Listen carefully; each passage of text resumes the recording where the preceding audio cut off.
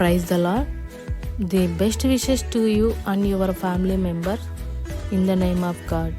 దేవునికి మహిమ కలుగునుగాక. దేవుని నామము పేరిట మీకును మీ కుటుంబ సభ్యులందరికీ శుభాభివందనములు. టుడే గాడ్ ప్రామిస్, ఈరోజు దేవుని వాగ్దానము. You are my portion in the land of the living. Psalms 142 chapter 5th versus.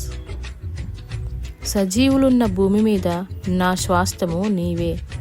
కీర్తన గ్రంథము 142 అధ్యాయము 5వ వచనము.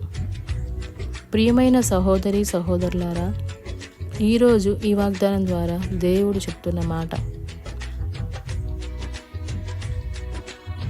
యెహోవా ప్రజలు అంటే మనమందరము ఆయన సంఘము, యాకోబు ఆయన స్వాస్థ్య భాగము అనున్నది వ్యక్తిగతంగా విశ్వాసులందరికీ కూడా నిరీక్షణగా ఉన్నది. తన సొంత రక్తమును చిందించి క్రీస్తు తన సంఘమును సంపాదించెను కనుక నా వంతు నా స్వాస్థ్య భాగమని హక్కుపూర్వకంగా దేవుడు గారు చెప్తున్నారు.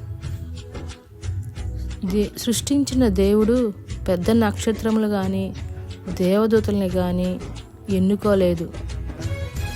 లోకమందలి కోట్లాది ప్రజల మధ్య ఒక చిన్న గుంపుగా మనల్ని చూపిస్తూ మీరే నా స్వాస్థ్యము, నా బిడ్డలు అని చూసి సంతోషిస్తున్నారు. మీరు సమస్త దేశ జనులలో నాకు స్వకీయ సంపాద్యమగురు అని యేసు ప్రభువారు ఇశ్రాయేలు ప్రజలతో చెప్పారు. ఎవరైతే ఆయన మాటలను శ్రద్ధగా వింటారో, ఆయన నిబంధనలను అనుసరించి నడుచుకుంటారో వారందరూ దేవునికి ప్రజలై ఉంటారు. ఎవరైతే క్రీస్తుని అంగీకరించి ఆయన కుమారులుగా కుమార్తెలుగా ఉంటారు. మనమందరము దేవుని యొక్క స్వకీయ సంపాద్యంగా ఉన్నాం.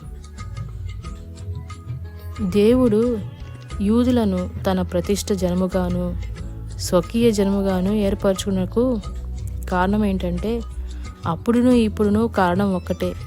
భూమి మీదనున్న సమస్త జనముల కంటే మనలను ఎక్కువగా ఎంచుకున్నారు. మనము విస్తార జనమని కాదు కానీ మనము ప్రేమించుటయే కారణం.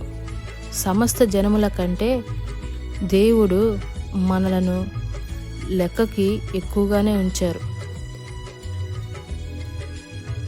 దేవుని స్వాస్థ్యంగా మనము ఉండాలని, మనల్ని మనం ప్రత్యేకించుకొని దేవుని బిడ్డలుగా మనము జీవించాలని, ఈ భూమి మీద మనము ఆయన స్వాస్థ్యంగా ఉండాలని కోరుకొనుచున్నారు.